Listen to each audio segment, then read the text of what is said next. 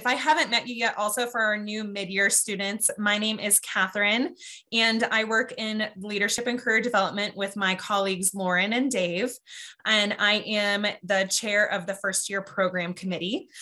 So all of these lovely people who you get to see on this call, we're really excited to be here to help you as you continue your transition into your life at CU.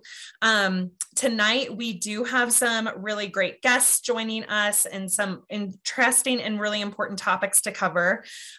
So my suggestion to all of you is if you have the opportunity to grab a piece of paper and a pen, I think that is going to be something that will come in handy for you.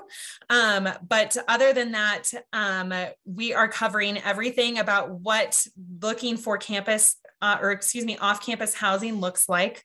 And then also talking through some budgeting basics, which is something that can be kind of challenging. And I know that it's still something that we all have to grasp as an adult too. So my first thing that we are going to do is we're going to do a poll real quick, because I want to just take a pulse and see where everyone is at in their journey, I guess, of finding housing. So if everyone can read through this question that I'm going to launch right now. So for housing, I want to, for this next year, if you could please indicate which most speaks to you. So A, have you signed a lease for an apartment or a house and believe that you understand your legal responsibilities? B, you've signed a lease, but you have questions about how to be a good tenant. C, you're really working on trying to find a new place, but you're comfortable with the process. Or D, you still need to find a place and you have questions. All of those answers are great. So I'll give you one more moment. We've got 7 more people who still have to, oh, those could be our adults. So that's okay. All right. So what I am seeing right now is a good amount of you guys have already signed a lease, but you are still trying to figure out what you need to do in order to be a good tenant, or you're really still trying to figure out where that amazing place is for you to go. So I am excited to then, we actually have a little game to play. And if you have seen Dana and Catherine on here, they're going to be our leaders in Price is Right for just a moment. So Dana is going to be our first person to help us with this game. So Dana, maybe give yourself a little intro while I pull up this slide. Hi, everyone. I'm Dana. Oh, apparently I'm Morgan's idol. That's great. Big shoes to fill right here. I'm an assistant sports dietitian. I work with about 7 different teams. So if I don't work with you, you either work with Laura or Colby if you're on football. So we're going to play a quick round of the Price is Right, because I know when you move off campus, it can be really shocking to sometimes see the prices of things. So has everyone seen the Price is Right here? Does anyone want to chime in really quick with what the rules are in guessing the price? So the big thing is you're going to guess the price without going over. So we have some, in our questions, we have some multiple choices that you can choose from. So in the group chat, I want you to throw in what you think the answer is. So A, B, C, or D. And hopefully you'll learn a little bit more throughout this presentation about how you can then budget appropriately for next year. So we are going to go get started. Remember to throw your answers in the chat. So what is the average monthly rent for 1 bedroom in Boulder? B. All right, B. Lots of B's. Catherine, I know we changed the answer on this one. The answer is, are we ready for the answer? I think we're ready for it. All right, it's B. I'm seeing lots of B's. Yeah. The answer is B. So I know a lot of you guys have already signed leases, so maybe that helps you guys plan. So remember, this is going to be what you're paying each month just to live in a place with a roof over your head. So we're going to go to the next question. What is the average cost of internet for the month? How much do you need to pay to have internet? And we all know we need internet because we've got homework, we've got all of the things. Okay, I'm seeing a lot of C. A. Somebody's on the 5G. Awesome, Good for you. All right, I see lots of C's. Lucas, there is no E, but the correct answer is D. It costs about $70 a month for your internet. So that's something to consider. You might want to also factor in cable, streaming services. Those things also are on top of the $70 a month that you're going to be paying for internet. But if you have roommates, you can split it. So we got one more question for this half. What is the average cost of a security deposit? So this is something that you put down in case you break anything inside the house, but you're going to learn how to be a great tenant, so we won't have any issues with breaking anything. All right, I see some answers all across the board. For those of you who said D, I'm sorry to break it to you. Security deposits do exist, and they are typically 2 months rent. So that can be a lot of money that you guys are putting up at once, but I know Abby and Chase are going to come in with some great information to help you guys plan for that. So without further ado, we'll get moving on to this presentation. We'll have some more fun items coming your way later. Awesome. Thank you so much, Dana. I'm very excited to get to welcome our next guest. Jeff Morris is joining us. He is the director of off-campus housing and neighborhood relations, and he's just going to run through some different tips for how to have really great success in finding that apartment if you haven't, and also tips to be a really great tenant if you've already found that place. So without further ado, I'm going to pass it over to Jeff. Awesome. Thank you. Evening, folks. Happy Monday. Good to see a million faces on here. Always fun. I am just going to share my screen, but it looks like Catherine, the host, has disabled participant screen sharing. So I'll fill this time until Catherine is able to do that. Looks like we got it. Get this slideshow up here for y'all. Perfect. All right, can everyone see that? Just a thumbs up from a couple of y'all. Perfect, awesome. So welcome, folks. Again, yes, my name is Jeff Morris. I'm the director for off-campus housing and neighborhood relations here at CU. And tonight, I really just kind of wanted to review a whole bunch of stuff. So I apologize if I go super fast on some of these slides. It's a lot of info. Feel free to take any screenshots or pictures when we get to information that you think might be useful for your housing search or living off campus. But without further ado, we will get started. So the first thing I wanted to do was just introduce our staff in the office. So even though our office is in charge of 25,000 students that live off campus at CU, there's about 3 of us that manage that entire student population. So we do heavily rely on our student leaders and our student staff within our office who make up 2 different programs. One program is the Neighborhood Ambassadors, which I'll be able to review after this slide, as well as our commuter peer mentors. So we have about 30 to 40 student leaders in our office that work for us that are able to support our students that are living off campus. In my office, we have an assistant director as well, Tara Korst. Tara is in charge of everything off campus when it comes to neighborhood relations. And then we have Bruce Sarbaugh. Bruce is probably my all-time favorite professional staff member at CU. He is literally a free lawyer for you when it comes to all things off campus when you run into issues such as security deposits, lease reviews, or maintenance requests that you might be kind of getting in arguments with your landlord. So we'll get into a little bit more detail as far as what his free legal services are able to offer you as a CU student. So just a quick overview, who lives off campus? So right now we have a little over 6,300 students living in the residence halls and almost 1,000 students living in the Bear Creek apartments. If you're not familiar with the Bear Creek apartments, it's basically a residence hall extension. So you're still technically living on campus, but you're living independently and you are living in an apartment style situation. So it's a really great kind of second place to live after you've lived in the residence halls for a year as you're close to campus, but you're living in an apartment style situation. But again, a majority of our upper division students do live in Boulder. So the second that you become a sophomore, junior, senior, graduate student, you are most likely going to be living off campus in the community. And I just really wanted to run down a few different options for students. So residence halls in the Bear Creek apartments, graduate family housing, these are all housing situations that are managed by CU Boulder. So these are options that if you really didn't want to live off campus, you really didn't want to live in an apartment at all, there are options to live and stay on campus throughout your CU career. These are things that are always changing as far as availability goes. So I could say that there's availability right now in these spaces today, and then tomorrow that could change. So if being interested in living on campus and extending that kind of on-campus living experience is something up your wheelhouse, I would recommend reaching out to on-campus housing as soon as possible. And those folks can be reached out at studenthousing@colorado.edu. But my presentation tonight is about off-campus housing. So we'll jump right into it. So once you become an off-campus student, we do not kind of just let you go out into the world. We do continue that engagement at CU as far as what that off-campus living experience looks like. We know for a lot of folks, this is the first time you're living in an apartment, the first time you're paying bills, the first time you have neighbors who have lived in their homes for 20 to 30 years, and you're kind of the new person on the block.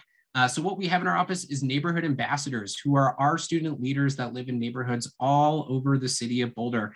These are your connections back to CU. So our folks are walking around the neighborhoods all the time. They're chatting with students. They're holding tabling events. They're giving away coffee in the morning, free food for dinner, and we're holding programs in the neighborhoods where students are residing. So we know how challenging it might be to get out of a class at 6 o'clock at night, go home, put on some sweatpants, and then there's a pizza party on campus, but do you really want to go all the way back to campus in your sweatpants just to have a slice of pizza? So what we've done is we've kind of altered the engagement process and the culture around programming for students that are off campus. And so we literally bring the events directly to the neighborhoods that our students are residing in. So keep an eye out for our banners, our flags, our signs, and our tents that are going to be popping up in the neighborhoods where you eventually will be residing. Additionally, you don't necessarily need to live in Boulder when you make that off-campus shift. So right now we're seeing an uptick in a lot of students moving into different places like Broomfield and Longmont, Westminster, Arvada, these surrounding communities around Boulder. A lot of that is just because, like we just saw in the Price is Right game, rent in Boulder is not necessarily the cheapest place in the world to live. So with that, we're seeing a lot of students move up the Highway 36 corridor to kind of make that a little bit more affordable. So since we have students that don't live in Boulder, but still need that direct engagement and support systems that we offer out of our office, we have another program that's called Commuting Bus. And these are basically students that are taking the bus in every day, they're driving every day, and they might need a little bit extra support than a student that is living in a residence hall or a 5-minute walk to campus. And with that, we have a brand new student lounge specifically for commuter and off-campus students that's going to be opening in March. This is going to be a space that's going to have televisions, video games, computers, printers, lockers that students can utilize on campus throughout the day. It's going to be a really cool space located in the UMC, and that should be open in about a month and a half from now. And just a reminder that all CU Boulder community members do get a free pass for public transportation. So this is why we're seeing a lot of students move outside of Boulder, is that if the public transportation ends up being free and you don't necessarily have to pay for that, you can take any of the buses from Boulder all the way out to Denver, to the airport. You can take the rail, and it's all going to be covered by the pass that CU issues with your Buff One card. So this is just a reminder for those folks that if public transportation comes down to it, maybe you don't have a vehicle and you don't think moving out of Boulder is a good idea, just knowing that public transportation is covered and absolutely free for you.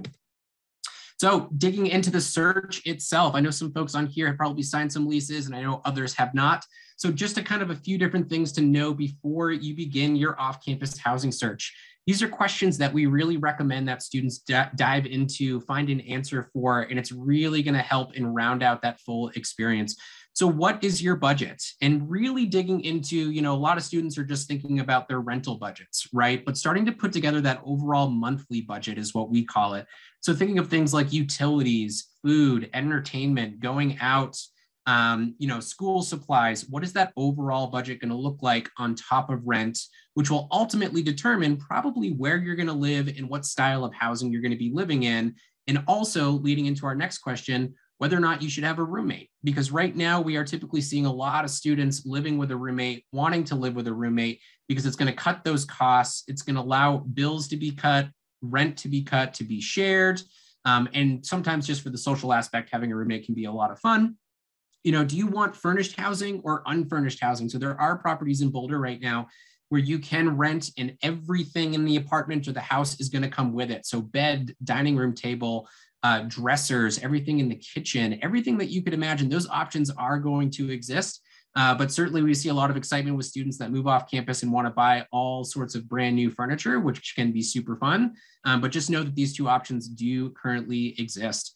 And how far do you want to commute to the school and to campus? Where are classes going to really be for you? Should you be in a specific neighborhood based on a geographical location? Are you someone that wants to wake up at 8:55 for a 9 o'clock class and walk 5 minutes to campus? Or are you someone that likes to listen to music or podcasts and be able to take a bus for 20 minutes and you don't have an issue with that? So starting to think about how far away from campus do you really want to be? And then in addition to that, neighborhood-wise, what type of resources do you want to be next to? You know, restaurants, laundromats, maybe your unit doesn't necessarily come with a washer or dryer, and it might make sense to be near a laundromat so you don't have to lug your clothes 2 miles down the road in 3 feet of snow. Grocery stores, et cetera, pharmacies, cafes, closer to campus, starting to put together that idea of what's an ideal neighborhood for you that's going to work out for your off-campus experience. And how long will you need a place for? So I will preface this with that most leases in Boulder are going to be 12 months. And we always get asked the question, well, you know, the school year is 9 months long. Why do I need a 12-month lease? And that's a valid question. And the easiest answer is that leases and the academic calendar just do not match up. They don't go together, and they most likely never will. And this is just because the landlords know that if they sign you up for 12 months, they're locking in 12 months worth of income. So the majority of leases are going to be 12 months in Boulder. That being said, you can find leases for month to month, 6 months, 9 months, or even a deal that you come up with your landlord where you both decide that it's an okay amount of time that it will be on the lease. So if you do end up going and finding and trying to attempt to find a shorter lease for your apartment, just keep in mind that that typical monthly rent is going to probably be a little bit more expensive because you're paying for that premium of a shorter lease. But that being said, if you do sign a 12-month lease, and let's say the summer you are going to be traveling, you're going to be going home, you're not going to be here for your entire lease length, that's another specialty that our office will focus on and support you and help you with, is to find a subletter to fill that bedroom while you are gone in order to make sure that rent is paid and that lease is not violated. And this is a really important one because we have parents calling our office all the time, but the majority of leases in Boulder, I would say 98% of them, are going to need a cosigner. And a cosigner is basically someone that is able to sign the lease with you that is guaranteeing that monthly rent for the lease length. And why that is because a lot of students right now just can't prove to a landlord that they're going to have $24,000 in a bank account in order to prove that they can pay rent. So finding a cosigner and having those conversations about who that's going to be, that could be a sibling, that could be a parent, that could be a significant other, really just someone that has more credit than you do and more financial stability where you're able to prove that you're going to have that money for a full 12 months. So have those conversations before you sign your lease, because the amount of times that students fall in love with an apartment, get a lease, sign it, and then tell mom and dad that they need to be co-signer for $24,000 over the year. It happens all the time, and it's not a really fun conversation. So just a heads up on that. This is just a snapshot. I know we just went over kind of the average rates for a 1-bedroom per month costs, but we also wanted to share the studios, 1 bedrooms, 2 bedrooms, 3-bedroom, and a 4-bedroom cost. So you'll see that these prices, they can fluctuate over time, but the majority of them are going to go up. And keep in mind that these numbers that you're seeing in this grid are going to specifically be for rent. So you'll see that if you do have a roommate, it's probably going to be cheaper because you're able to split it. And at the bottom here, we've kind of shared average utilities. So things like water, electricity, gas, internet, trash, on average, those are coming out to about $250 a month on top of your rental prices. So again, the more roommates you have, the more affordable this is going to be able to split not only rent, but also those utilities. And just a quick snapshot of the neighborhoods where our students are living off campus right now. There are 4 super popular places that our folks are starting to move. By far the most popular for CU students is going to be a lovely neighborhood called The Hill. It is super close to campus. It is super vibrant. It is super busy. There's a lot of students living in this neighborhood. If you're looking for more of a house style situation and less of an apartment, condo, townhouse, the Hill's going to be a really great spot because you're going to find homes that are going to have 3, 4, 5 bedrooms available. It's probably going to have a backyard, a front porch, maybe a roof deck, and it's going to be a standalone home where you actually have the entire property itself. And it's just super close to campus that it ends up being a popular option for a lot of students. Goss Grove is also a really great location for a lot of folks. This is a lot closer to Pearl Street, still walkable to campus, still bikeable to campus, but you're going to see a mix of this idea of detached homes, single family homes, as well as apartment style living at the same time. So it's going to be a really great diverse situation when it comes to housing types. East Aurora, I would say, is our second most popular neighborhood for CU students. And this is also just on the other side of 28th, very walkable to campus. East Aurora is a great location because it really is just a lot of taller apartment, traditional style condo living situations. And why that's great for a lot of students is because you're living in a building that has 100 other students living in that same building, but you're going to have your own apartment and you're going to be living independently. So a lot of students that like to continue to live with students will choose East Aurora for its location. And it's just the idea of a traditional style apartment living when they don't necessarily want a house.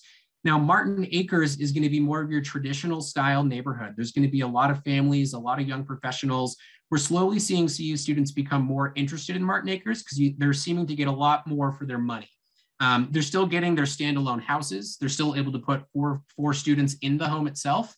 And you're getting a backyard, you're getting a driveway, you're getting decent parking, and you're still going to be fairly close to campus, if not a quick bus drive away. And then just to last mention is North Boulder.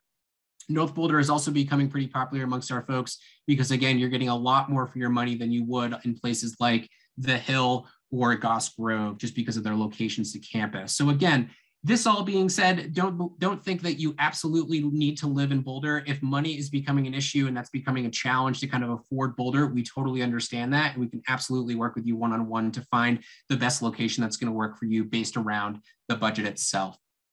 So for housing and options that are available, and I'll go through these quickly because we'll have a couple slides after this, but Ralphie's List is our ultimate housing database. This is basically apartments.com specifically for the CU community. This is really going to be focusing on live apartments, live houses, contact information for landlords, property managers. It's going to have roommate profiles where you can connect with other students and begin a conversation about whether or not y'all would be a good match. And your parents can also request an account if they would like to do that as well. We know that a lot of parents are putting a lot of the money down for deposits these days, and they want to be pretty involved with the housing search process. So you can give them that okay to create an account and to possibly help out with that search. We also have a document on Ralphie's List that you can download. It's called the Apartment Complex Guide. There are hundreds of apartment complexes in the city of Boulder. And one thing that we wanted to do was make it easier for you to look through those. So we've compiled all of the apartment complexes in the city, put them into one document and listed out where they're located, the amenities they offer, the type of rentals that they have, the lease lengths, their pricing, to really just put it all into one spot, because we know if you started to Google all the apartment complexes, it's going to take a few days to go through all of them. So definitely download this document, check it out. It's updated every other week, so it's going to be very live and very true. And then the third, which is probably the most important resource that we offer a housing fair 3 times a year, where basically we're bringing landlords and property managers directly to campus. So we fill up the UMC ballroom with actual landlords, actual property managers, and they're bringing their rentals, they're bringing their documents as far as what their rental costs are, their locations, and they're able to share those directly with students to get that information to you, to begin those conversations to see if there's a good fit. So this is just a snapshot of Ralphie's List. It's brand new as of 2 weeks ago. We got an update and we have a new partnership with apartments.com. So again, check this website out. Explore ralphieslist.colorado.edu. You're going to see all of the live listings that are available in Boulder right now, as well as that very important roommate search function where you can be able to connect with other students and find a roommate pretty quickly. And just to save the date, so I mentioned that housing fair, Wednesday, February 16th, which is next Wednesday, from 10 to 3 in the UMC ballroom, we are going to be holding our last housing fair of the year. It is our biggest and it is our busiest housing fair, so please stop on by. Even if you've already found an apartment, come on by. We're giving away TVs and projectors and a ton of free food. It's just going to be a really great time regardless. So if you need a place, definitely swing by, check it out, see what we have for resources. If you don't need a place, again, just swing in, swipe your Buff one, and be entered to win a ton of free stuff that we're trying to give away to y'all. So keep in mind, this is always something that we get asked all the time. Jeff, it's too late to be looking for an apartment right now. Like everything's gone, like nothing's available. This is never the case, but we know every single year there's a rumor that starts in the residence hall among first-year students that if you haven't signed a lease by November, you're never going to find an apartment. And this just is not true. So we kind of wanted to bring this to the forefront and kind of squash that rumor and let you know that there is always vacancy in Boulder. We have never, ever seen the market fill up ever. So there's always going to be housing. There's always going to be apartments. And I would say the peak time to be looking for off-campus housing is between now and the beginning of April. And the reason is because landlords are now only asking their current tenants if they're going to be returning for the next semester. So now the market is actually going to get very, very busy. And you're going to see the best of what's going to be available between now and April. So keep that in mind during your search itself. And another piece that we really wanted to highlight here is that there are over-occupancy laws in the city of Boulder. So this means that in any house, regardless of the amount of bedrooms in that home or apartment, you can only have 3 or 4 students living in that house. And you might be saying to yourself, well, I've been to a house where 7 people are living in that home. Like, what do you mean? And you very well may have, because a lot of students go this direction to try and save money. The issue with this is that the law is so strict that if the city were to find out that you were over occupying and had more students in your house than where it was legally allowed, it's a fine of $2,000 a day, which can rack up very quickly. So talking about budgeting in budgets, that $2,000 is probably not something that you're going to want on your docket just because you tried to fit somebody else into your home. So I wanted to share this because it's extremely important. As we start to kind of move out of this idea of the COVID world, the city was putting a pause on over occupancy enforcement, but they are starting to pick it up again. So as we enter this new rental market, keeping this in mind, as we don't want any of our students to get a $2,000 a day fine, because that's just not money you need to be spending right now. And getting into pets, because we have a lot of students that are really interested in having a pet, adopting a pet, bringing their pet from home to live in their apartment. We wanted to make sure that folks understand that not all properties will actually allow for pets. And some properties even have breed or type restrictions. Dogs, cats, etc. are most likely going to be the most common that we see. And there typically will be a pet security deposit. On average, we're seeing anywhere between 100 to 300 one-time deposit for the pet. This means that you're going to get that money at the end of your lease. You will get that back as long as the pet has not destroyed the apartment. And then there might be monthly pet rent, which can average anywhere between $25 and $50 a month. This is why it's super important to read through that lease before you sign that, because once you sign that lease, you have agreed to these costs and these fees. And if you didn't know that those were aware, that could be a lot of money through 12 months of renting off campus that you actually weren't prepared to actually pay for. And just keeping in mind, pet damages can be super expensive. They can be extensive at the same time. If you're leaving your pets alone at home, make sure that someone is maybe watching them or checking in on them and that you're taking care of them, because the last thing you need to do is have a pet destroy the apartment and have that come out of your security deposit, which will be big bucks coming out of your own wallet.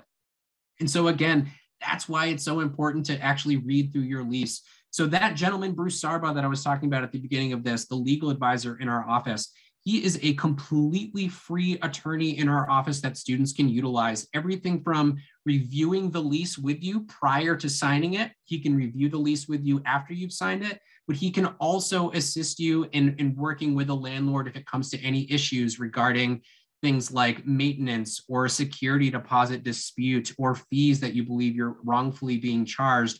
This service is free, and I can't stress enough to absolutely please utilize this as much as possible. So this is as easy as going onto our website and just scheduling an appointment with our attorney. It's quick, it's easy. He's available Tuesdays and Fridays all day, every single week. Again, please take advantage of this resource. It will assist you and help you in the very much so long run. So quick ordinances, just to keep in mind, I'm going to run through these because we are coming up on time a little bit for me. So ordinance that is really important because these are going to be in the lease and it is going to cost you money in the long run if you're not paying attention to them. So see if your lease has anything about snow removal. There's a lot of properties where you are going to be in charge of that snow removal. Sometimes properties have somebody coming in and removing that snow for them. But if you're responsible for that snow removal and you haven't removed snow on the sidewalk or your front porch or your steps within 24 hours of the snow stopping, you're going to be charged a lot of money from the city of Boulder, and you bet the landlord is going to pass that fee on to you. So keeping in mind snow removal. Just like snow removal, lawn care is also going to be in your lease. Who's responsible for pruning the trees? Who's responsible for the upkeep of that garden? If that's you, you need to make sure that you're actually upkeeping this and making sure that you're following the lease and what it says, because if you do not, the landlord will pass these fines that the city of Boulder is going to issue down to you as a tenant. And then noise and party ordinances. This is just a snapshot of probably the 3 most popular ordinances and noise violations that our students are getting off campus. Basically, this is really just to kind of have the neighborhoods be as enjoyable as possible, right? With all of these neighborhoods where our students live, there is no neighborhood in Boulder where it's only students. We have permanent residents that have lived in these homes for 20 to 30 years, and they're dealing with students that are having parties that are really, really loud, and they have babies, they have partners that need to get up in the morning for work, and they're dealing with this year end and year out. So these tickets that you could possibly get for any of these noise violations are extremely expensive. We deal with these cases all the time, and I can tell you students right now are getting noise tickets that are looking at $2,300 every single time that you get a noise ticket. And not only that, it's being handed off to your landlord, it's being handed off to the school. So the school finds out about the ticket, your landlord finds out about the ticket. It's just not a great place to be. So keeping in mind these ordinances that exist to really be the best neighbor you can for your permanent neighbors. Additionally, trash and other common tickets. If you have a gathering at your house and there's trash in your front yard, the city code from the city of Boulder is actually out at 6 o'clock in the morning the next day. And if they see trash in your front yard, you're going to get a ticket and you're going to have to pay that fine, which can be a lot of money. Other than that, in the Hill, there's some really specific laws, like you can't have a sofa or a couch on your front porch or your patio. And oddly enough, you need a bear-resistant trash can if you live up on the Hill. That's because there's a lot of critters. There was just a mountain lion sighting 2 days ago on 15th, and they're coming down from the mountains and they're actually just looking for trash. They're looking for food. So if none of these things are followed, again, fines from the city. I'm not making the city look really mean and angry right now, but I just want to be real with y'all to make sure that we're not getting ourselves into situations where you're paying fines and having lots of money. So this is just a program I wanted to highlight real quick. We do party registration out of our office. So if you decide to have any sort of social gathering at your house, this party registration program is actually going to allow you to not get a ticket. So what we do is we ask you to register your party. This lets BPD know that you're having a party. So if you were to get a noise complaint, that noise complaint is actually a warning. And that's actually going to allow you to not get a ticket. So if anybody's interested in this, we give away tons of prizes and there's tons of incentives. It's just a really great program to kind of help with that good neighbor behavior, as well as keep you out of the court system, as well as keep you away from those fines that are going to be super expensive. And again, once you move off campus, please introduce yourself to your neighbor. These folks are seeing houses that change tenants every single year. They want to know who you are. They want to know what you do at CU. And so we have a lot of programs in our office where our student tenants are able to connect directly with their neighbors. So if you ever have any questions or need any tips or suggestions on how to meet those folks, please let us know. The best thing you can do is get off on the right foot with your neighbor to have the best 12-month leasing experience that you can have. You don't want to not make friends with your neighbors because it's not going to make your off-campus living experience fun at all. And just a quick reminder, if you really, really, really love our dining centers on campus and you want to continue eating on campus, there are meal plans as an off-campus student that you can explore, and you can continue to eat off campus like this. So other resources available, on-campus student housing, like I mentioned. If you really got through this presentation, you're like, Jeff, you didn't do a great job. I don't want to live off campus. I want to just live on. Here's the folks that you can contact to have those conversations to see if anything is still available. Student legal services, if you ever get yourself into a true, real pickle, we have an office on campus that is live practicing attorneys that can represent you for any situation. And then these two resources here, Boulder Housing Partners, as well as Housing Helpers. These are more of a hands-on approach. So if you're going through all of our resources, you utilize what we offer for students, and you're still not getting what you're looking for, these two resources right here, Boulder Housing Partners and Housing Helpers, can actually be a little bit more hands-on, a little bit more one-on-one approach to get you the home that you are looking for your off-campus experience. So that's going to do it for me. I know I just spit a whole bunch of information at y'all. So I left our email as well as our website up on this right now. On our website, we actually have a live chat feature. So if you just want to have a live chat with one of our staff members, just hop on our website and you can do so. But if you have any questions, concerns at all, anything after this conversation, please send us an email, set up an appointment, have a discussion with us, or swing by our office in UMC 313.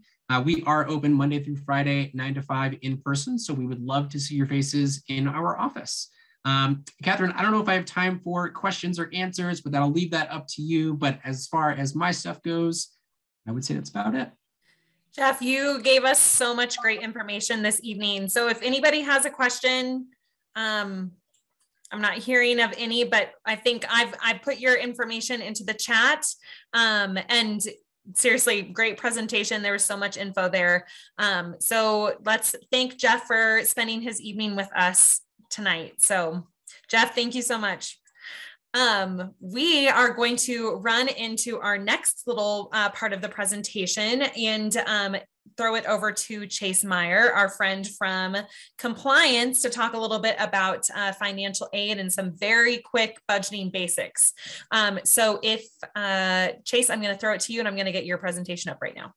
Perfect. I'll be super brief. I know we have some breakout rooms coming up. Thanks for having me. I work in compliance with Abby, for those of you that have not interacted with me before. Real quick, so Rob is not here, but he's the main liaison that we have to the financial aid office at CU. He would encourage you to fill out the FAFSA as soon as possible if you haven't already. So that applies to both headcount scholarship students or non-scholarship students or partial scholarship students, because there is aid that could be available for you. So in order to do that, you will need your parents to help you with their tax information. And that does have to be done every single year. So if you already did it this year, go ahead and do it for next year. It is necessary to determine your eligibility for a Pell Grant and a bunch of other state and institutional aid. There's a lot of students that we have that we know would qualify for Pell Grants or other aid, and they just don't fill out a FAFSA because they don't think that they have time. In general, it takes about 20 minutes to get the first part of it done. It can take longer if you're selected for additional kind of verification, but it's really not that hard of a process, and it's a good way for you to make sure that you're getting all the money that you possibly can at CU. You can see all the aid that's on your portal before your athletic aid is applied. So if you were to fill it out right now, you'd be able to get a good idea of what you should be receiving next year, or in the next couple of months. They should have all the scholarships and loans that you qualify for on your Buff portal. So it's a good way to kind of work with budgeting and know what to expect. So that next year, when you're getting into budgeting, like we're talking about, you'll have a good idea of what all is there. Quick note too, there are some weird notes with academic aid that you're getting from outside sources. So if you're getting any outside scholarships from someone else that's not at CU, please make sure you're reporting those to Rob and financial aid as soon as possible. You're allowed to have aid up to the cost of attendance, but not above that. This is just general reminders for everybody. We hammer this home all the time, but just make sure you're looking at your account and keeping it at 0 whenever possible. Class registration is coming up. So if your account isn't at 0, it's possible that you could have a hold on your account. Billing does send out emails monthly, and then bills are due basically the 5th of every month. So just make sure that you're checking that. As always, please reach out to us in compliance if you have questions on your financial aid. We can direct you to Rob. You can also go directly to Rob, and he's a good resource for you to have as you're working through your FAFSA and looking at your student accounts. If you are taking a CE class, just make sure that you know you have to finish that class by the end of the term in order to keep your aid. Kind of related to budgeting, if you don't finish your class by the end of finals, then you do have to pay Pell back, which can be a big budget impact to you. And then just know that if you're not maintaining a 2.0 GPA, you could have a satisfactory academic progress hold on your account, which means that you might not be able to get any more aid through CU if you continue to have poor academic progress. So those are things that we can work through on an individual basis. But again, we're happy to work through this with you as you guys have questions, and you can also reach out to Rob. We'll make sure you have his contact information available. And there it is. All right, thank you, Chase. Now we are going to go into our breakout rooms and chat a little bit more about budgeting, since we know the basics from Chase and we know off-campus housing. And now we are going to talk further about that. We are going to talk to you about off-campus budgeting kind of in a little bit more details. You are welcome to stop us as we go through this. Ask us any questions. You don't have to wait till the end if you think that it applies to you right now. Some basic budgeting principles that we have for you is that you should always be spending less than your earnings. So your expenses should be equal to or less than your income. We know that that can be hard when you're kind of in the college environment and you're not actually receiving an income. But we'll kind of talk through what that looks like. We also know that talking about money can be intimidating. It might seem like it's not important, or it might be scary, or you're ashamed about, different circumstances in your life. I want to make sure that you don't feel that way. So hopefully there's someone at CU that you're comfortable with and you can talk to about that, and we can find real life solutions for you, whether that be the financial aid office or in compliance or someone else on campus. But just know everyone's different. Figure out whatever works for you and stick with that. And we'll talk about some resources and ways to budget successfully. So this group is made up of some students that are on scholarships and some that aren't. So everyone's kind of in a different circumstance, but hopefully some of this applies to you in some way. If you are receiving financial aid, your scholarship determines how much of a cost of attendance that you're responsible for. So if you're on 15% scholarship, then you have 85% more that you could potentially borrow to get up to your cost of attendance. So if you're on 50% athletic scholarship, there's potentially 50% more aid that you could borrow, whether that be loans or other institutional grants or different things. Your cost of attendance can change depending on where you're at. So if you're a resident, you might have a different one than a non-resident. If you're in the School of Engineering, you could have a different one than someone in Arts and Sciences. So what that means is that there's a different amount of money that everybody could have based on what classes you're in and all that part of it. So where does your money go each month is a really good thing to start with when you're working on budgeting. So knowing how often these expenses occur. So if you have monthly electricity bills, or maybe every 2 months you have garbage, you should know those things so then when they hit your account, it's not a surprise. It's also important to know how much importance is with each expense. Rent isn't going anywhere, and if you don't pay it, there's a chance that your landlord would kick you out, right? So it's probably a pretty important expense. There might be things that you could live without. So it's important for you to kind of think about what those things are and how important they all are to you, and then figure out how to budget accordingly around that. And then also, do you have a savings plan? So do you know when your money's coming in? Do you know kind of what you're going to do if you don't have the expenses every month? Do you have someone that can help you? Do you have Pell grant coming in? Those are all also really important pieces to work through as you're budgeting. There are certain things called fixed expenses. These are those expenses that don't change. They're the things that basically are coming, and they're the non-negotiables. So maybe if you're moving in, it's that security deposit that we talked about. It could be a parking permit that you're paying for in August. It's probably rent. So it's really important for you to know when it's due and how you're splitting it with your roommates. Reading your lease and figuring out what's included is really important. So knowing if electricity and gas and water are all included in that lease. And if they're not, knowing how to set them up and exactly when they're going to be charged. Those are all really important things. I will say every single year we have issues with people who think that the roommates are going to pay rent and don't. So that's another important conversation to have too, is what's going to happen if my roommates aren't holding up their end of the bargain and they're not paying the things that we think they're going to pay. So those are all important conversations to have and work through before you're moving in. And then there's the variable expenses. So how much are you going to have to spend to eat every month? And are you going to have to pay for transportation? Maybe you're flying home at the end of the semester. That's kind of a one-time thing, and you know it's not going to be every month, but you still know you need to budget for it. Those personal expenses like clothes and shoes and all that kind of stuff, those are also important to consider because they can throw off your total budget when you are planning. So typically when I think about budgeting, and I think what financial aid would advise, is worry about those fixed expenses first and know exactly what you're going to have to owe every single month.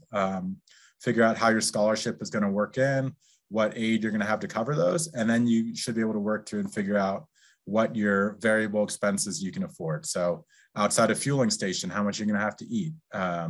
Again, like we said, maybe you need new clothes that you know about, or there's fund money that you know you're going to have to use coming up. So those are all things that you can kind of plan on secondarily. It's really important to know what your sources of income are. And again, this is going to be my plug for you to fill out FAFSA if you haven't done that. FAFSA is really a good starting spot every single year for you to help budget and figure out what to expect next year. So if you're not on a full scholarship, or if your parents aren't paying for everything, chances are you're going to have to use student loans or a grant from somewhere else to help you budget. And the best way to do that is to fill out a FAFSA. So if you haven't done that for the 22-23 academic year, make sure you're filling that out now. They do have their, the financial aid will start sending out the packages of aid that you qualify for by April. So then you should be able to see everything that you qualify for next year and really create a good budget. So going into the summer and going into next academic year, you'll be all ready to go.